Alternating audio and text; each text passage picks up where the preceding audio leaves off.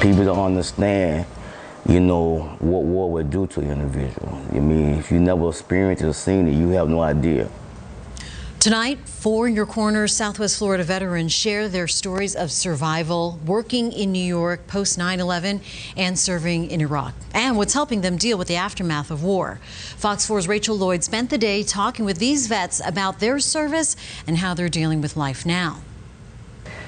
These veterans fight daily mental and emotional battles. They've overcome tumors from the toxic atmosphere during 9/11 and even thoughts of suicide, but say their brothers helped them get through. My brothers. James Gilyard, Jose Gariga, and Carlos Diaz embrace each other this Veterans Day. All three lived in New York during 9/11, and Gilyard remembers it like yesterday. I saw this plane hit the towers right then. I already knew that I had to report.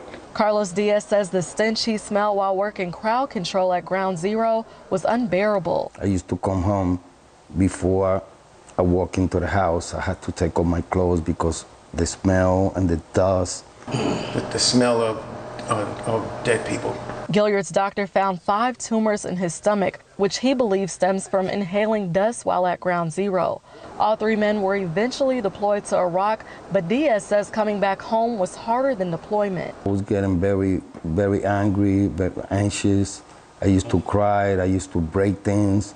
On days like today, they all sit down with their military brother, Tony Best. He served active duty during the first Iraq War. When things get really bad, I know I got these guys to count on. Best says a tank ran over him while he was in Iraq, and the chronic pain in his knees, back, and shoulders is sometimes unbearable.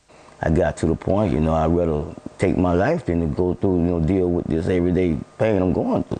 He says he's attempted suicide at least 4 times, the latest attempt a little over a month ago. But he says having a band of military brothers to lean on helps him through the difficult times. Jose Gariga agrees. It's always good to speak around another veteran because they experienced it. In Fort Myers, Rachel Lloyd, Fox 4, In Your Corner.